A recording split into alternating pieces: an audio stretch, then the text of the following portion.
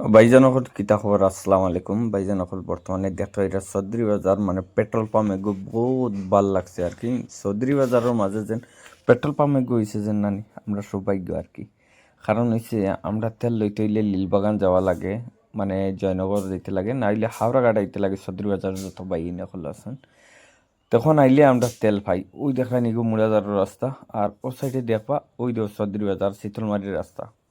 তে আখতা দেখলাম ও petrol pump দেখিয়া কইলাম তো বহুত ভালো হয়েছে। এদিন আসলো না কারেন্ট, আর কারেন্ট না থাকার কারণে কইলাম ভাই ওলা কিলা ডালিবা কইছেন ভাই আমি ডাইরেক্ট ওলা ডালিয়া দিলে ইলা যোন ডালিয়া দেই তে মানে কোনো জাত কমি থাকে না।